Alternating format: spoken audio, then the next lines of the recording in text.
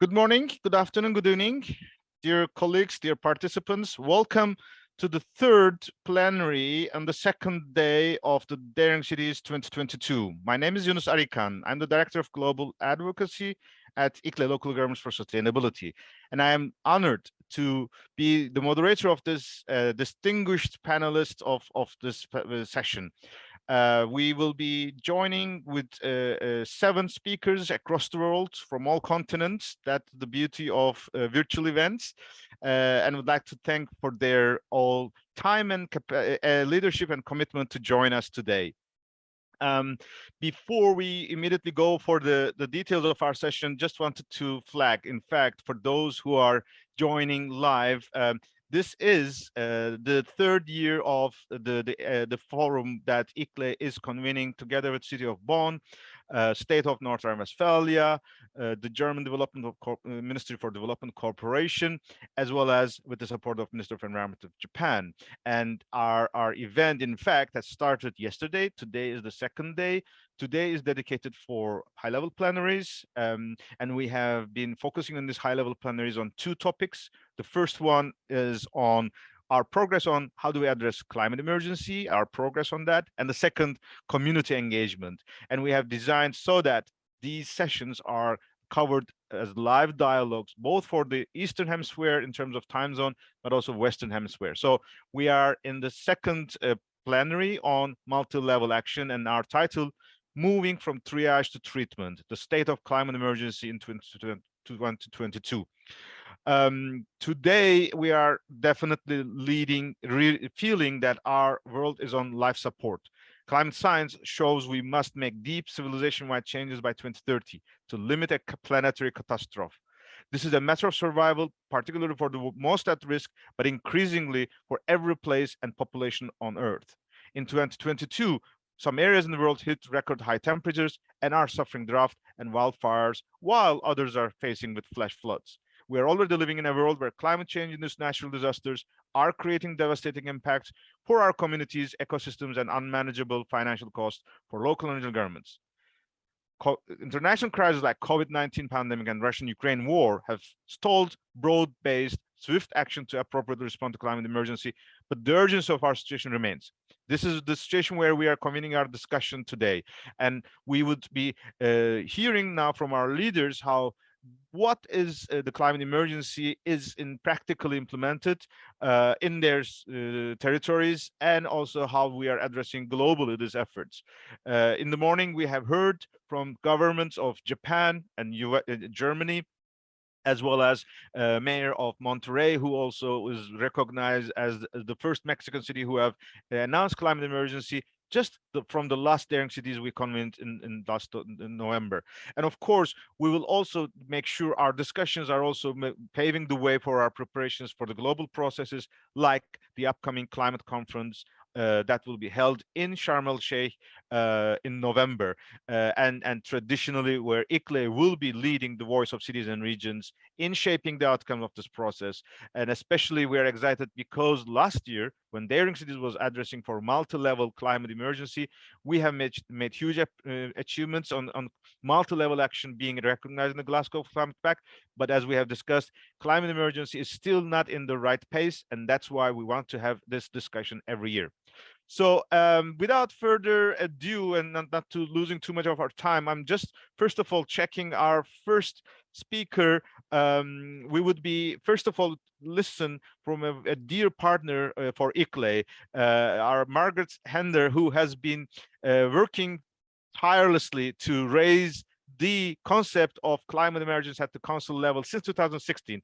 And when we started Daring Cities in climate emergency last year, we had made huge progress with her. And now she has kindly joined us in the morning session as a participant, and now we will listen to her inputs because of the time zone differences. Based in Australia, she has recorded her video. We will hear from her experience about globally monitoring the climate emergency movements at the council level, and then onwards we will continue with our local leaders and national leaders from across the world. So let's before going to the video of Margaret, we would also like to test the atmosphere in this room. So we have a couple of, actually 2 polls. I would like to start with the first poll so that we have a better understanding of who is in the room. This will be a Mentimeter question. This will be very, very easy. We have a link that you can see in your chat box, but you can also see the QR code. Just wanted to check whether you have attended Daring Cities, or if yes, have you attended all of the three, so that we are able to track your engagement in this concept and familiarity in this discussion. The poll would be up for a while if my colleagues are helping me. Maybe while the poll is running up, shall we continue the first video and keep the poll open? Hello, everyone. I'm a grassroots climate emergency campaigner from South Australia. I've been asked to speak today about how councils who have declared a climate emergency can engage their local communities in collective climate action. A key requirement for that is giving visibility to the actions taken by local councils and by others in the community. To quote from the Daring Cities program, many cities are taking ambitious action to tackle the climate emergency, but they can't do it alone. City governments know they can't do it alone, which makes it really vital that they can see that numerous other cities and towns are also taking action. That's why, for the last 4 years, I've been collecting data to help give visibility to all the jurisdictions globally that have declared a climate emergency and to their action plans and carbon neutral targets. This map behind me is part of that, and there is a publicly available Google spreadsheet that anyone can view via the cdamia.org website. That data is the original source of all those statements you see about the number of jurisdictions that have declared a climate emergency. So far, 2,275 jurisdictions in 39 countries. But perhaps there have been more, simply because not everyone knows about the number of where they can report their declarations. ICLEI have broad global reach and multilingual capability, so ICLEI has agreed to become the main global reporting destination for new climate emergency declarations. We've set up a simple Google form for notifying both ICLEI and CDAMIA about new declarations, or ones that I've missed in the past. You can find that form at the cdamia.org website. That's cedamia.org. If any new jurisdictions in your region declare a climate emergency, please encourage them to notify us via that form. Moving on to engaging the local community. Again, visibility is crucial. People also know that they cannot do it alone. To be motivated to join in collective climate action, they need to know that their local council and many others in their community are also taking action.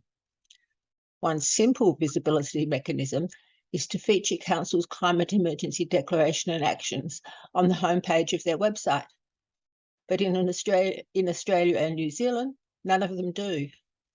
Just one council, the City of Yarra, is displaying a large climate emergency banner on the front of their town hall. In the UK, only 9% of the councils that have declared a climate emergency publicise that on their homepage. And anecdotal evidence suggests that a sadly high percentage of people might not be aware that their own local council has declared a climate emergency. But I know many local councils are trying very hard to engage their communities, and some innovative strategies are emerging, including some that relate to finance.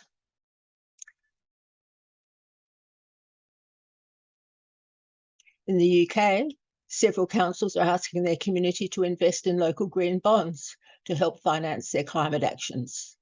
This is a great way of giving wide visibility to their climate ambitions, but also, I think, a very effective way of engaging the public.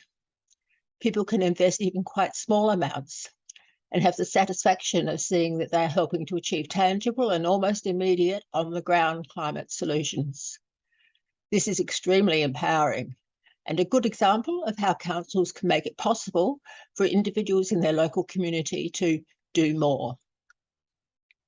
Alternatively, local councils could ask local residents to donate into a community climate action fund. The big advantage of donations rather than investments is that donations don't need to be returned to the donor. They can remain in a revolving fund that gives interest-free loans to pay for climate projects that reduce not just emissions, but also future operating costs. As the loans are repaid out of the savings on operating costs, the money can be used over and over again to fund more climate projects, making it very empowering indeed for local residents who donate to the fund. A small grassroots organisation in Australia called Corina has proved the viability of such a funding model. So far, members of the public have donated $500,000 to that fund. But because of the way the donations are used repeatedly via the revolving fund, that $500,000 in donations has already achieved $1 million worth of climate projects. You can see details at corinafund.org.au. That's CORENA. I really think this would be an effective model for local councils to consider, not just for its funding potential, but perhaps more importantly, as one strategy for engaging and empowering their local community in a very publicly visible way. Thank you. Thank you, Margaret, for this excellent insights. And as you have mentioned, or as you have heard from Margaret, we and ICLE and SEDAMIA are delighted to announce that from now on, we will be acting more actively so that we will make sure transparency and communication of the climate emergency declarations at the local level is communicated to the world, to the citizens, and we can make sure the community engagement is possible, but also the United Nations process can also be actively being aware of their efforts and then connect to the NDCs, and we can support the implementation by the administration. As you have been following in this couple of years, every year we have this experience sharing. For example, as Monterey and Makati City, the two cities who declared climate emergency at the mayor and technical level, are joining in the Daring Cities today, this week. And also you would listen from experiences from Bonn Global and other cities across the world. I'm very also happy that Margaret mentioned the finance and community engagement, especially climate finance.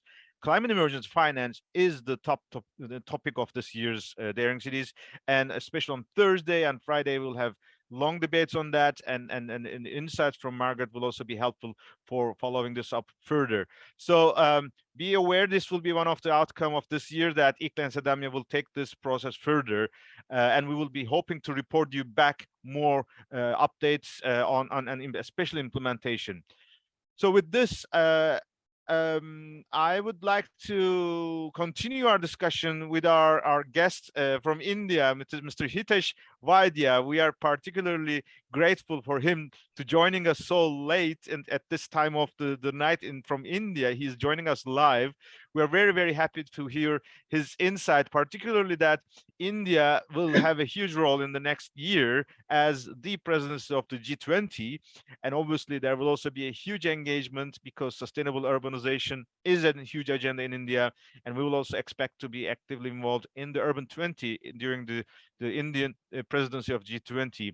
Mr. Vaidya, especially how you see as the director of the National Institute of Urban Affairs, which is a national body, but how you are engaging with the local and state governments in India, and how do you address climate emergency? The floor is yours. Thank you, Yunus. Thank you very much for giving me an opportunity to speak here. But first of all, thank you, ICLE, Local Government for Sustainability, for inviting me to join this high-level session for Daring Cities 2022. I'm really great, honored as well as privileged for this opportunity. While as you said, I come from the National Institute of Urban Affairs, which is a think tank of Government of India. My major role is nudging cities at the local level to really build or prepare themselves towards the climate emergency.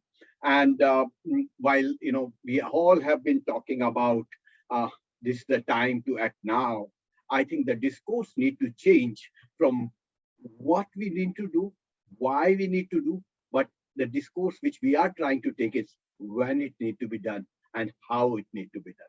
I think that is the where we are working, and looking at it from a capacity lens to prepare cities towards this. We, NIUA, as National Institute of Urban Affairs, we are taking 7 pronged approach. And I'll just give quickly the 7 pronged approach, which I think Margaret did mention some of them, and I think they are very much aligned with the thinking which Government of India is taking. And you all are aware, I don't want to get into it. There's urbanization challenges, numbers, that doesn't matter, because we all are in that game of climate issues. And all of us have to work collectively on that. So I congratulate daring cities for that. But what are the key areas where we are looking at? And then market head, first thing is data. Where is the evidence we are leading to it? And National Institute of Urban Affairs has done a massive assessment of 126 cities in the country to find out where are they prepared for those challenges. Where are they? And we looked at climate. This is a very big subject. We broke the climate into 5 broad buckets, which are day-to-day practitioners' work. What is a local body, a local government really working for? They are looking for built environment. They are looking at green spaces and open spaces. They are looking at water and wastewater. They are looking at waste management, and they are looking at air quality and mobility. And we looked at that. And so we have brought the climate language from the global to a local day-to-day action. And we did assessment and to find out where they are, what they are doing, how should they go from, and our Honorable Prime Minister has talked about 2017 net zero. How do they prepare 2000 net zero? 2070 is too far, but the journey can be taken towards 2070. How they are prepared to the 2030, 2050 or 2070. So first thing we are doing is we are creating evidence-based tools where cities can start appreciating the data and starting to look at where they want to go, how they want to go, what is the national average, what are the global cities doing, how far I am from that. And if these are the indicators, so we have come up with 28 indicators to look at these 5 buckets and say, okay, this is the problem, how do I go about it? And then we are creating that roadmap for that. So that's one area where we're doing. Second thing we all talk about, we all work in silos. Planning does not talk to climate, climate does not talk to transport, transport does not talk to someone else. So what we are trying to work as, we are trying to create an integrated frameworks. So we have developed the integrated frameworks. I'll give you an example. In India, we have a mission called Namami Mission Ganga, which is looking at the biggest river of Ganga river here. And right now, the rivers and cities don't talk to each other. How do they start talking? Because a river is because of city and city is developed because of river. So how do they start? How do you mainstream those issues within the planning framework? And that's what we are proposing of integrated special planning networks, frameworks. And it's not only proposing as a capacity lens, as a capacity institute, we are creating a framework. We are hand-holding cities, talking to how it can be done. Right now, we are working with the 15 cities to really look how do you mainstream rivers with a planning framework.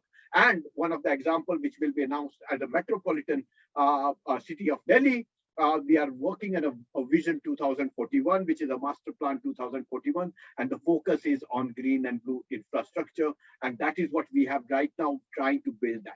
So that's a second problem we are trying to. Third, practitioners always say, I want to do something, but I don't have a diagnostic tool. How do I really look at a tool which can give me where my water bodies are? What are the things I need to do? How I should do it? So we are not only talking about tools, we are creating those tools where the practitioner or a city leader can play with that tool and try to see where his city is in terms of water bodies, in terms of other challenges, and he can really look at this and say that, okay, this is where I am, this is the roadmap I want to make. So those are the diagnostic tools and templates, because even though I don't like templatizing, but I think templatization gives us standards at least. So that's the area where we are trying to work on addressing things. Fourth thing, which I think Margaret again talked about, none of us have answers. We all are struggling, and we all need to work together because we all are trying to find out, trying to find the elephant, and somebody's picking up this elephant, somebody's putting the tail of elephant, somebody's and trying to say this is the elephant in the room, and nobody has a full picture of it, and all of us. So that is the only thing is the way it can work is partnerships. And when I say partnerships, I call a partnerships a way. I use an analogy taking 1 minute. It's like we all are alphabets. As many of us come back and we make a words. And that is everybody with this alphabet will make a new word. And that's how we have to look at it. We have to create a climate, and particularly from India, I will very clearly say the language which the climate fraternity talks about and the language which cities talk about, they are two different languages. The climate language, unless it becomes the language of city, we will be still struggling and working during cities 2022 to 2023. But I think the biggest challenge is let's partner together so that the climate language becomes the language of cities. The local practitioners understand what I need to do for a climate to do it, because otherwise these ambitious goals, whether 2030 or 2050, 70, will not happen or implemented if we make that language of climate as a practitioner's language. So partnerships, alliances is a much more, and these have to be both alliances, not only demand side alliances, but also supply side alliances. So all the donors have to come, all the think tanks have to come, and the practitioners, and it has to be a sandbox of innovations. We'll try, we should be experimenting, we should be ready to fail, and then do innovative ideas to come forward and make things happen, because demonstration of idea will have a much more domino effect than only talking about the idea. Fourth thing which we are talking about, we all talk about, there is no skills with the practitioners. How do you build the capacity of the practitioners? So based on this assessment, we have really come up with the contextualized capacity tools, as well as we have come up with a grid of capacity so that you make a standard, you don't repeat to everything. All the training partners can come together, they start thinking, and we started creating a capacity grid within the country, which we have already started on the climate issues.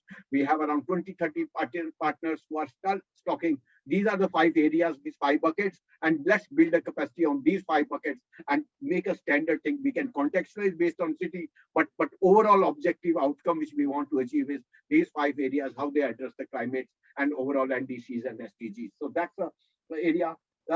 Last thing which we all talk about is knowledge. This is a new knowledge. Climate is a new language. We all need to really talk about. As when I was a student, I never knew there was an issue. I've never taught air quality, never taught mobility, never taught in some of those new ideas which are emerging. Climate finance, you talk about.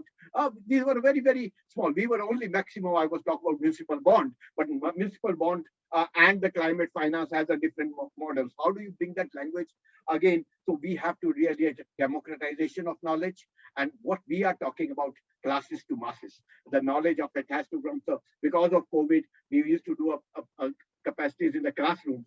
Now we have to do it. So we have to look at technology from the language is understood, because for India, and you will appreciate, we are 50% going to be urban by 2050, and I'm not talking about 7,536 urban local bodies, which out of 83 are going to be 1 million plus cities. So the scale and complexity of India is much larger than Western cities and others. So for me, classes to masses and using a technology to take the scale, the whole thing is here. But I must say that the complexity and challenges, the way we have been achieving is we should not be too harsh on our cities.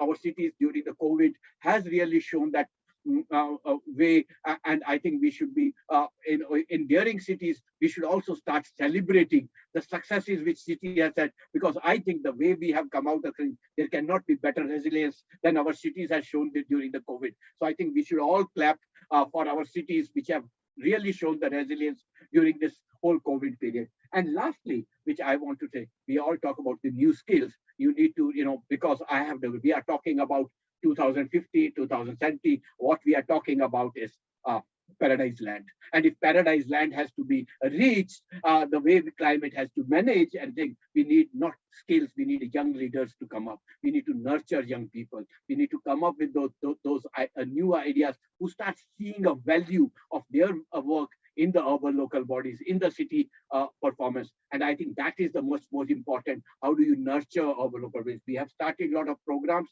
to nurture young leaders through their fellowship programs, through their thesis competition, through photography competition. But idea is to nudge them to see a value in working with the city administration, because that's the area, because as soon as they get things, they go out. But how do you retain them? How do you build that character, and how do you make a new leaders for the managing the challenges of climate emergency, which you have talked about. So these are 7 lenses which, as a think tank, we are really looking moving towards. I think our honorable Prime Minister has already done a COP26 Punch Mantra, which is 50% reduction and 45% reduction in emissions and all. I'll not get into it, but now we are moving from COP26 to COP27. Idea is, I think all of us as a daring city is act now, action, action, action, and that's where I'll stop my here. I'll be happy to listen to other people, but again, greetings from India, and thank you for giving me an opportunity. Thank you.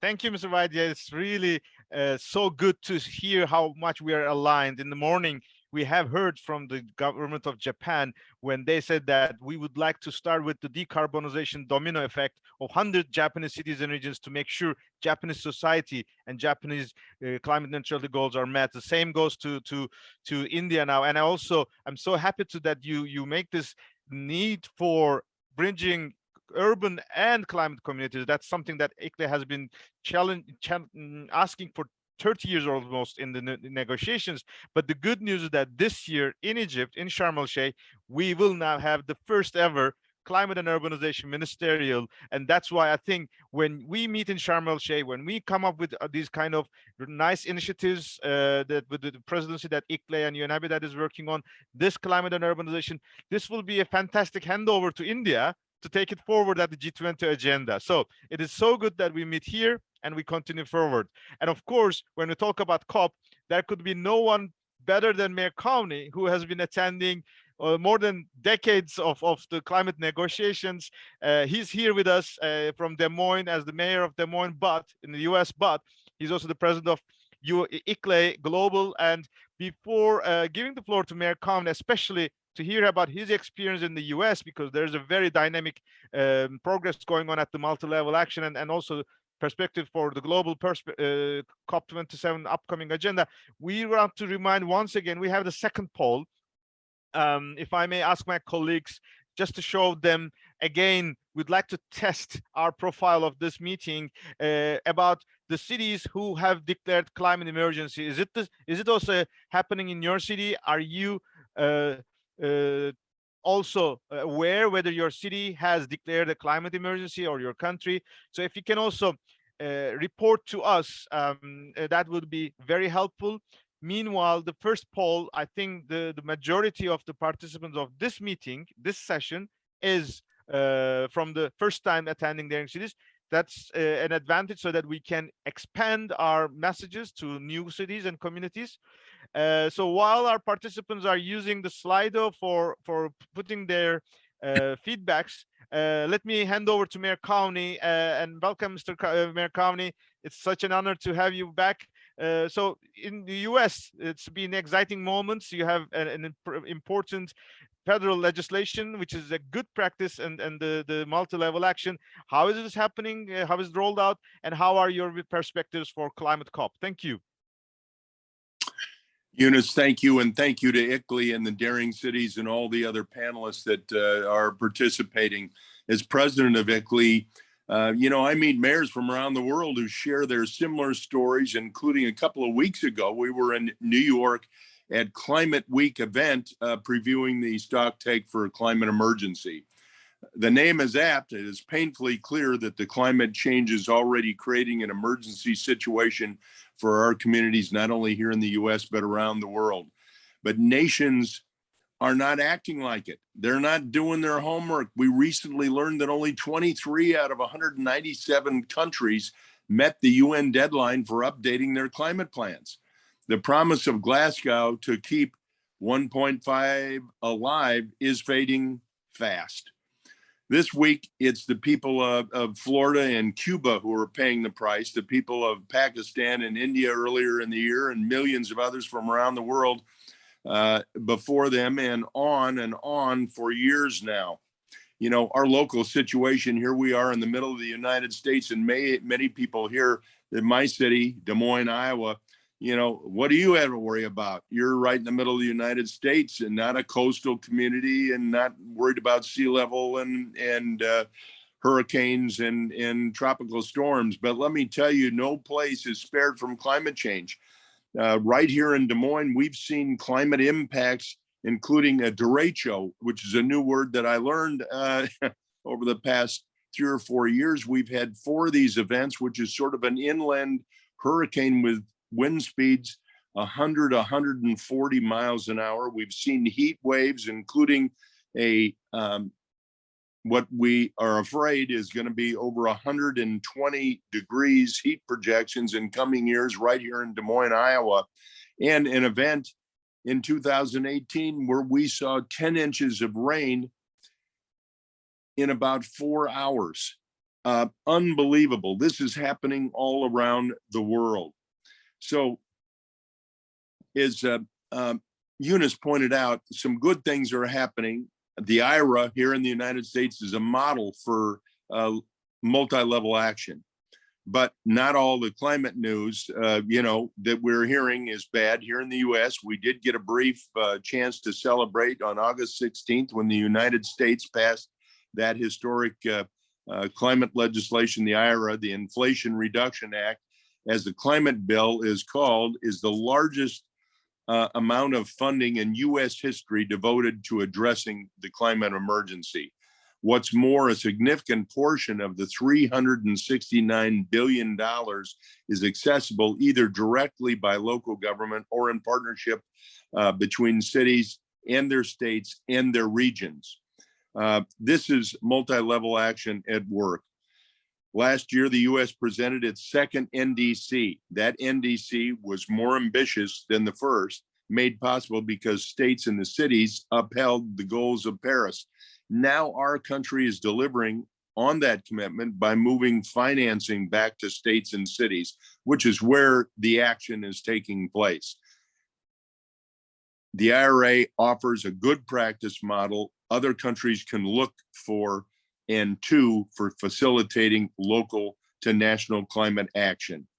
Using my city of Des Moines as an example, ICLEI expects experts actually use the ClearPath Climate Planner tool to map a carbon neutrality scenario for my city to specific IRA programs that could put Des Moines on track for that carbon neutrality. I'm particularly proud of Des Moines for being the first city in the US to pledge to 24/7 carbon-free electricity. We are looking to bring on wind and solar that match with hour-by-hour energy use in our city. These types of actions are not easy, but they are doable with available technology today. Most importantly, they are necessary. I met recently with Secretary John Kerry, the U.S. Special Envoy on Climate. I asked that the U.S. government work with us at our level to build a direct link up between those local climate action plans in ClearPath and the U.S. NDC. Let me just say that these examples are what multi-level action can look like. We have others from around the world, from Europe to Japan to the Dominican Republic. If we're asking the question today, what does it mean to move from triage to treatment in the climate emergency? We know the answer. Quit fossil fuels and invest in a just and equitable transition to clean energy like our lives depend on it, because quite frankly, they do. On the way to COP27 next month in Sharm el-Sheikh, we must build on our achievements in Glasgow. Here are 3 keys that I think focus on this collectively.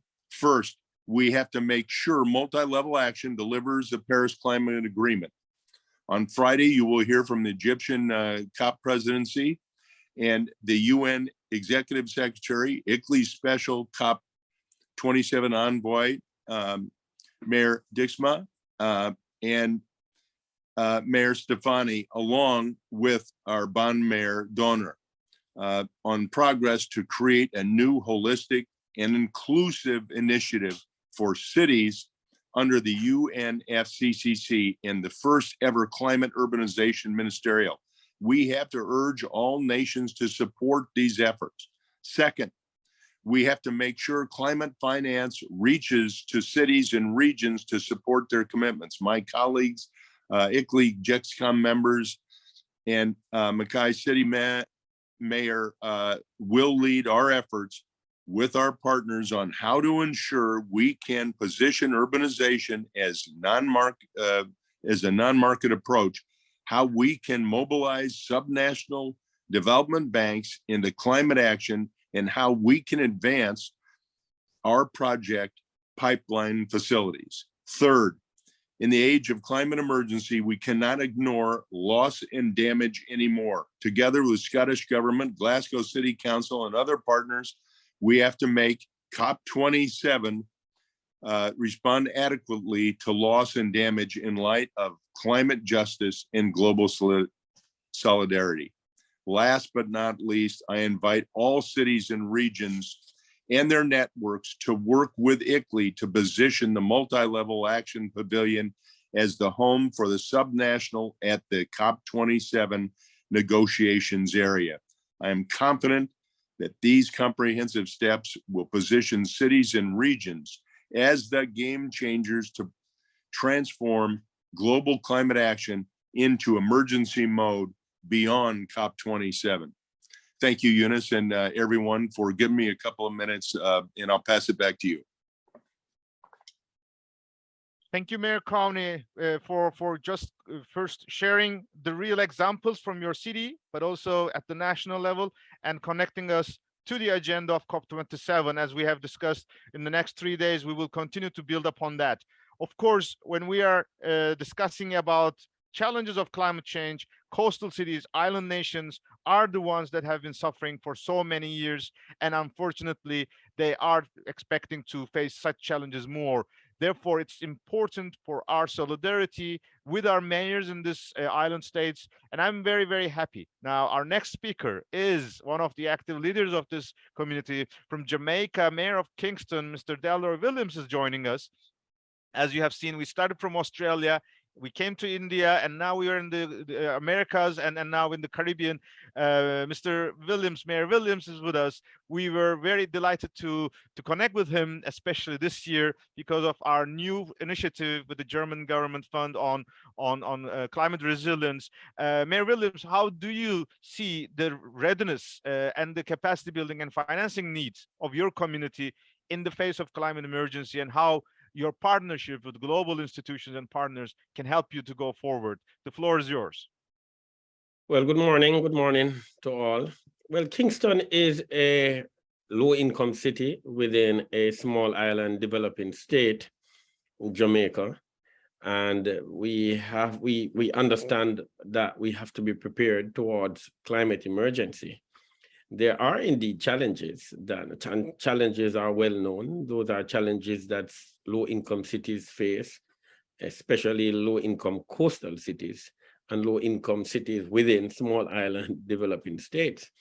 And so there are several things that we believe ought to be addressed. But just let's address the issue of the low income and how it hinders our preparedness. There are some things that are necessary to be done, and we just don't have the funding to do it. For example, funding studies, investing in research, financing infrastructure upgrade or replacement, hiring technocrats. Those are things that you need funding to do, and small low-income cities just find it difficult. There are ways that we try and get around that. I mean, so you can't just sit and do nothing. So there are ways. We look at times for solutions that are already established and existing studies that have already been done, that from other countries, maybe countries in different locations, but then when we get those studies and we look at those solutions, we filter them to fit into our own situation. So that is something. The part of the problem is that the cities like Kingston, we contribute, really, our contribution towards pollution is like non-existent. Yes, yet the impact on our cities are so huge. And so we believe that there ought to be an arrangement, an equitable arrangement that's geared towards, well, equitable, that geared towards low-income cities like Kingston. There are some things that we also are looking at, like we are looking at the issue of social bond and green bonds. We are definitely looking at those. There is a policy that we have been seeing and we have been learning about, and we are still looking at, that we have gleaned from our interactions with cities and international organizations and NGOs, and that's the land value capture. That is something that we have been hearing far more about, and that we have seen other cities exploring. And so that is a policy that we are looking at to see whether or not we can gain value, and whether or not Kingston and other low-income cities can benefit from this policy approach. We are not there yet. We are still looking at it. As I've said before, we are looking seriously at social and green bonds to see whether or not those could be used to finance infrastructure upgrade and replacement, and as part of building climate resilience and building resilience within the city of Kingston. So those would be some of, in terms of our position and some of the ideas that we are exploring.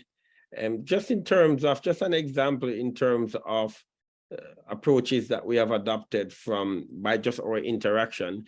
For example, the Kingston Harbor. Kingston Harbor is a major asset within the city of Kingston. The city of Kingston is repositioning towards a destination city. We have already constructed a floating pier in the Kingston Harbor. We have seen cruise ships arriving in the Kingston Harbor. And firstly, it was very difficult to construct the pier in the Kingston Harbor because Port Royal, which is this historic city that was destroyed, 2/3 of it destroyed by earthquake, sit in the Kingston Harbor, and 2/3 of it is below water. Very fragile environment, and it's a World Heritage Site. And so in order to construct the pier there, we had to go and find the technology that would not disturb the environment there. And we did so through a sea walk, a Norwegian company. But then Kingston Harbor suffers from pollution. It is plastic bottles and solid waste and sewage. And we were able to address part of that issue in terms of the solid waste and the plastic bottle by accessing the interceptor and barrier technologies through the Ocean Cleanup Initiative. That is doing fine right now in the Kingston Harbor. So we have gone a far way with respect to the plastic bottles and the solid waste in the Kingston Harbor. The issue of sewage in the harbor now is being dealt with at the level of central government because of the massive investment, capital investment required for the sewage infrastructure, sewage and water infrastructure. So I would say that's basically, we are pursuing sustainability in a very strong way. We are exposed to hurricanes, earthquakes, mudslides, landslides, and other natural disasters. So Kingston has to pursue this in a meaningful way. Thanks to ICLEI that we have been gaining assistance and accessing technical advice. Thank you, Mayor Williams. In fact, you were really rightly pointing out the need for capacity building, but also the climate emergency is nothing different than building our cities and living in our cities in a more environmental conscious manner. And that's why addressing waste, consumption, and resilience is the heart of the response to climate emergency. And that's why we are so excited to have your actions visible across the world and share this experience. In fact, land value capture was a workshop topic just yesterday, which was discussed in the Daring Cities, and it will continue to be discussed on Thursday onwards to make sure that this kind of tools exist. And it's our leaders that should be equipped with this kind of information with partners so that these information and experiences scaled up rapidly. And maybe one important point, again, the importance of working with small island communities. You are aware probably now, for the first time in the history, UN Climate Change Secretariat is led by one of the ministers from the small island states, from Grenada. Mr. Steele will join us in person on Friday in our dialogue here in Bonn, and we will be also continuing to work with them. In fact, our discussion with the Fijian presidency and all the work until then, since then in 2017, we are making sure that all types of cities, all types of our jurisdictions are engaged in the climate work. Therefore, we are so happy to have you on board, your leadership. And as we discussed, we look forward to meeting you in Sharm el-Sheikh as well, so that you can share your experience along with Mayor County and other mayors around the world. With this, I'd like to now continue our dialogues. We have one example. Again, we are back to the US. This time we will have Commissioner Bridget Shea, especially sharing her experience about the tools that ICLEI is offering to its members. Maybe you can remember at the beginning of this call, Mr. Vaidya from India was mentioning about the importance of availability of tools to assess for data. And here's an example how Commissioner Shea is using this kind of resources, so that could be also easy for the US cities and also shared with globally. So now the floor is yours, Commissioner Shea from Austin, Texas. Hi, colleagues and friends of ICLEI and Daring Cities. I'm delighted to be with you as part of this year's program, which is the last stop before COP for local and subnational governments to share our priorities for addressing the climate emergency. As we all know, climate change is an emergency for many local governments. Just ask Florida. I'm joining you today from the state of Texas, where I'm a county commissioner in Travis County, also known as Austin, Texas. Texas is the epicenter of the oil and gas industry, and it can be a difficult place to take climate action. But despite roadblocks, Travis County has pressed ahead for years to uphold the goals of the Paris Agreement. And what has made that possible is committed leadership, which is why I know we're all here. Climate impacts are very real from my part of the world. Travis County is the highest ranked region for homes at risk of wildfire outside California. During the Labor Day fires in 2011, over 34,000 acres burned, destroying almost 1,700 homes and 40 commercial buildings. Drought and wildfire conditions have only worsened since then, and we are all bracing for the next big fire. But we're also doing something about it by making sure our communities are better prepared. I worked with a wildfire-prone community and created the first neighborhood-based wildfire evacuation drill. Our effort has won awards, and we created a template so that other neighborhoods can use it and can be better prepared. We've also improved the reach of our emergency notification system. It hadn't been updated in years, and it relied on old legacy telephone landline phone numbers. We worked with our regional partners and transitioned it to a cell phone-based system, and we increased the reach from 7% to 70%.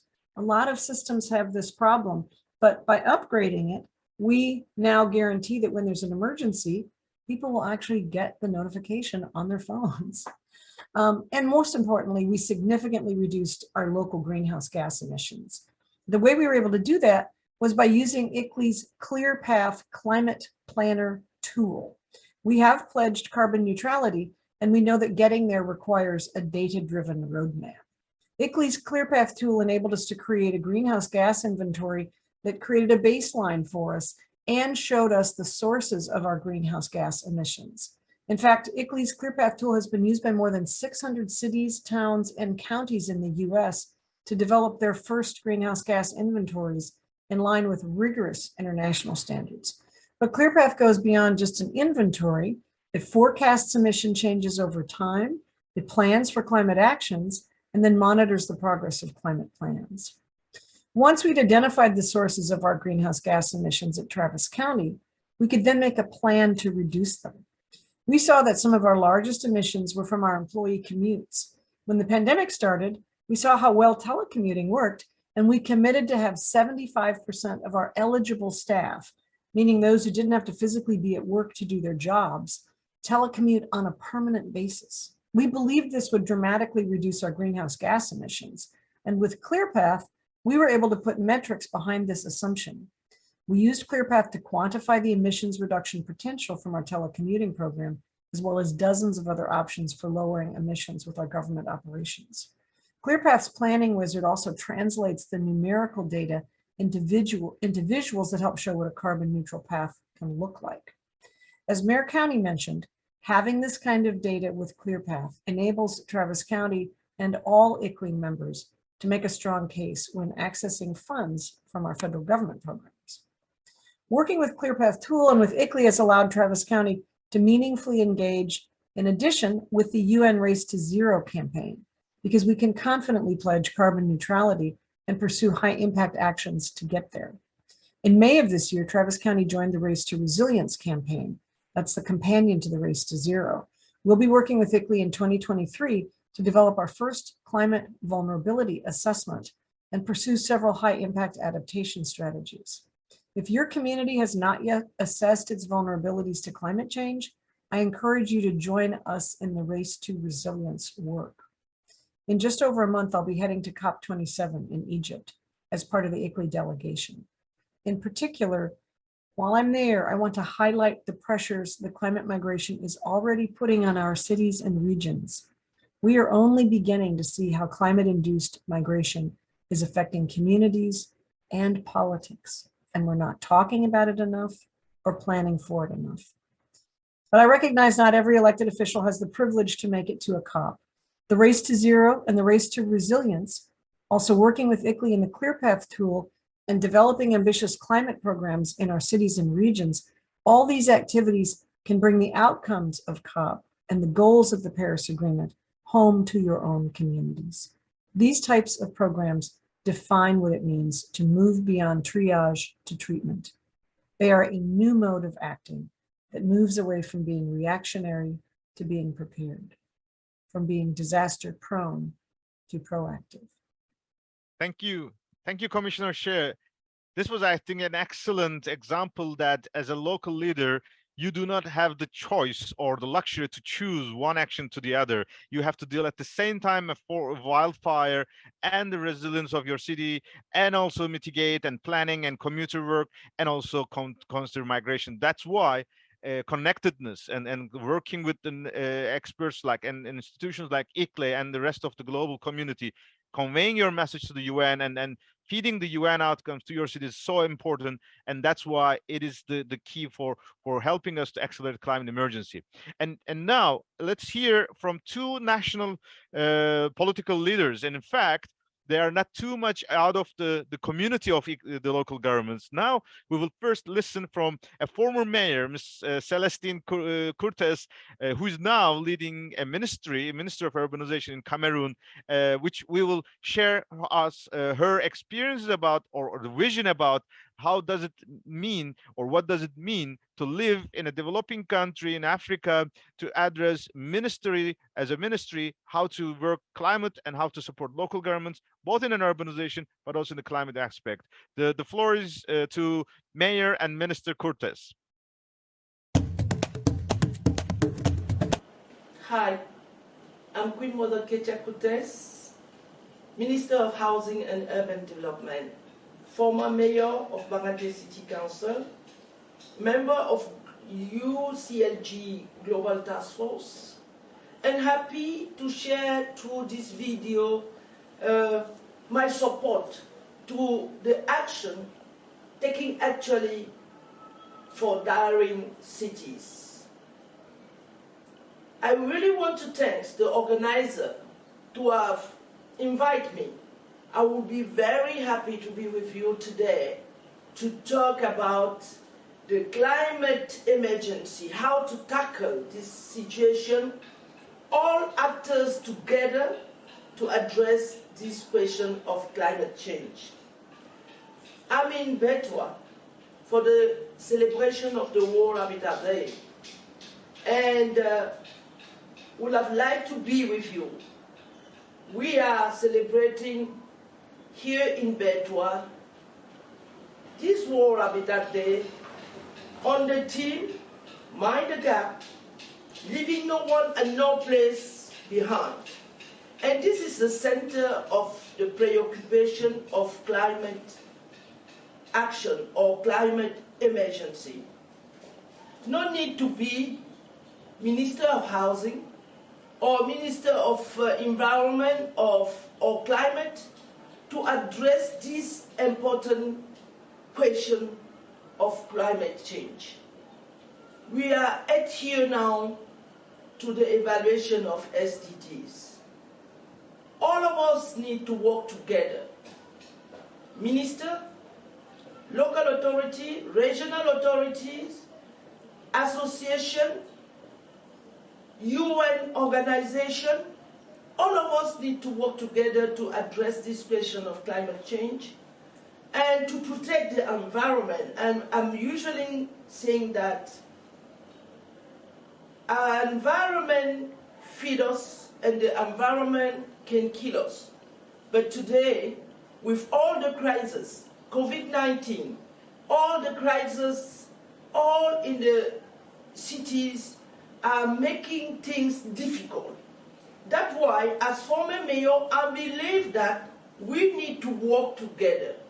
Local authorities, regional authorities, ministers, all the associations to tackle the climate emergency, leaving no one behind. Time now is for action. Thank you to the organizer. I would have been happy to be with you there. I wish you a wonderful, wonderful session, and I believe that we have all to support this action related to tackle the climate emergency. Thank you, Mayor and Minister Cortez. In fact, thinking about an African COP in Egypt, we will really look forward to your support and engagement, especially as we said, we are waiting for the first ever climate and urbanization minister. And with your new hat and your vision, we believe you will be benefiting a lot. As Mr. Vaidya said, that we have to bring climate and urban communities together. And bringing this collaboration is the hope for the global community to address climate and other related issues on sustainability.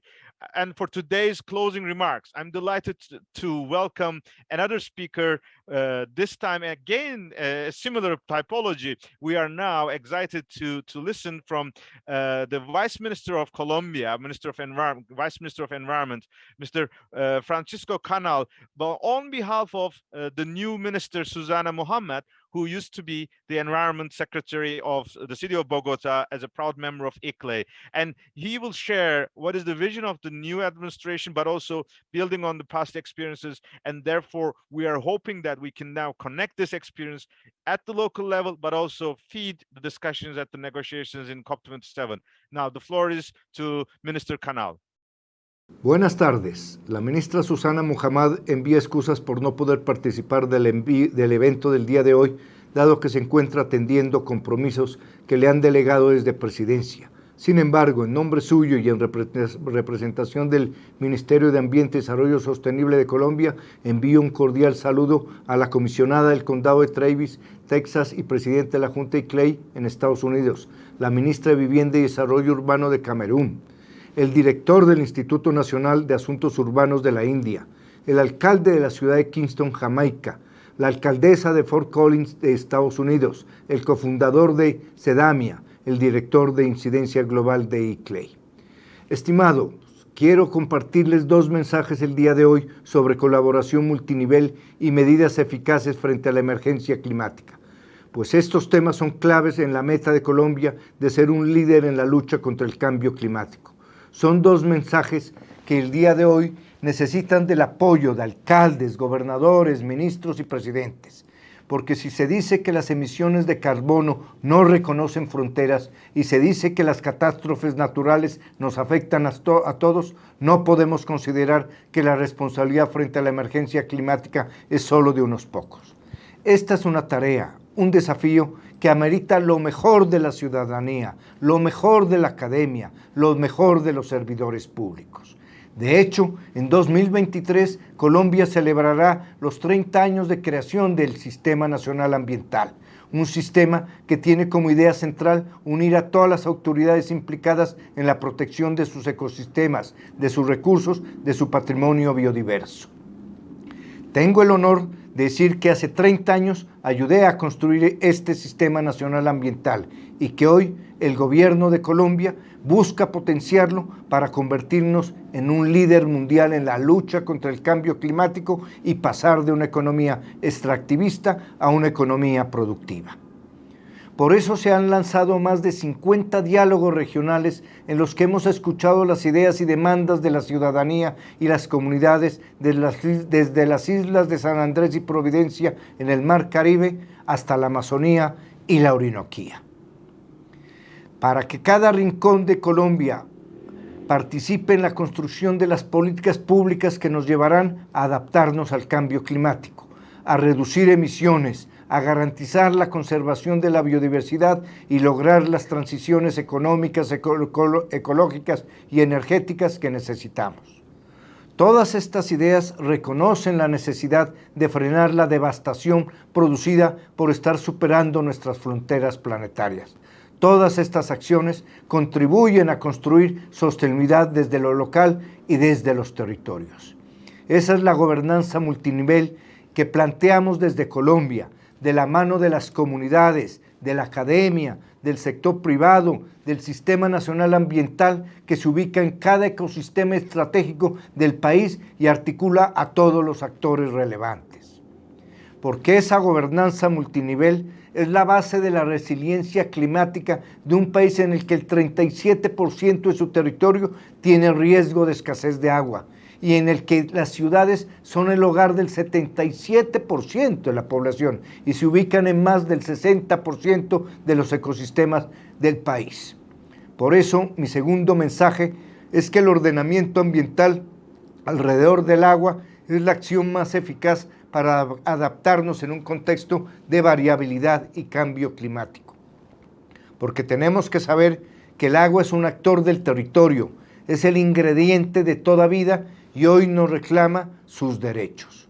Un ejemplo es que para una ciudad de más de 8 millones de habitantes como Bogotá es fundamental reconocer que no puede seguir creciendo sin pensar en conceptos como seguridad hídrica, balance hídrico o la sostenibilidad de los ecosistemas a su alrededor.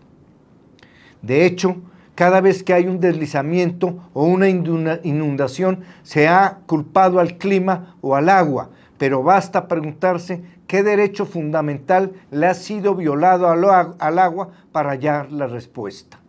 La respuesta en Colombia está en crear regiones hídricas bajo criterios ecosistémicos, hidrográficos y políticos administrativos, y no estoy hablando de una utopía. Hace 10 años se avanzó en esta dirección cuando Gustavo Petro fue alcalde de Bogotá y Susana Muhammad fue la secretaria de Ambiente. Ahora es el turno para lograrlo a nivel nacional. El presidente, la ministra Muhammad y quien les habla trae la experiencia de trabajar primero a nivel local y ahora para todo un país. Conocemos los desafíos en el camino y los límites que enfrentan los servidores públicos en cada escalón del gobierno, pero sobre todo sabemos del potencial de la gobernanza multinivel y ofrecemos nuestra disposición para que el ejemplo de Colombia se pueda replicar a nivel mundial. Un ejemplo que se basa en el ordenamiento ambiental del agua, en los diálogos con las comunidades y a través de una mirada que construya desde lo local. Muchas gracias a todos y desde Colombia esperamos verlos pronto en la COP27 para avanzar hacia ciudades y territorios sostenibles. Muchas gracias. Thank you, Minister Canal. In fact, these are the topics, the themes, the messages that speaks dear to our hearts and music to our ears at the local level. And the conclusion of this session from my side, I think, if we are really seriously worried the future of the future challenges we are facing in all cities across the world, be it drought, be it floods, this is scary. But there's something that has also been very new and very emerging, which is the collaboration across levels of government, across ministers, that the climate emergency is urging us to act for. And that's also the thing that we are very happy that Daring Cities has been championing this concept that if we are addressing this, we have to do this together, to know better, to know more, act better, and lead together, as the message of Daring Cities that will be spreading around this next couple of days as well. This session today we will be finishing, but it will continue, and we will have another session in half an hour time from now, which will focus on community engagement. Tomorrow we will have workshops on particularly different elements of climate emergency. We also have two side events hosted by our partners. One is by the Global Covenant of Mayors, a special session on IPCC Summer for Urban Policymaker. This morning we heard from Deborah and other colleagues about the scientific facts, and there will be an opportunity to dig deeper into that. The second side event is hosted by the German Development Corporation, BMZ, Engagement Global, and the GIZ, which will focus on the Urban 7 during the G7 German presidency, the achievements, the recognition of cities, sustainable urbanization, and multi-level governance in this year's cycle, and also building further. On Thursday, we will have focus on climate finance with high-level planners as well as technical pitch and workshops. And on Friday, we will have our hybrid event, an in-person meeting at the GIZ auditorium, where we will have welcome mayors of Makati City, Dijks, mayor of Utrecht, mayor of Bonn, environment minister of North Rhine-Westphalia, BMZ commissioner, GIZ board members, and ambassador from Egypt from COP27 presidency, as well as European Investment Bank, with a concluding guest, special guest, the new UN Executive Secretary. And on Friday afternoon, we will conclude all our conclusions. We will share all our conclusions and also share our updates on how we will mobilize at COP27 and on the way to COP27. With this announcement, I'm a bit sorry that I've been just 10 minutes about the time allocated for this session, but I hope you enjoyed this dialogue, which is diverse and very powerful and motivating dialogue. And I look forward to you actively engaging in the rest of the sessions. I also would like to encourage you to continue using to connect your peers at the social media through our app WOVA, which is already reaching to 2,000 participants as of today, which is also giving us an opportunity to exchange outside of this traditional plenaries and workshops as well. So with this in mind, good luck and have a nice day to all of you.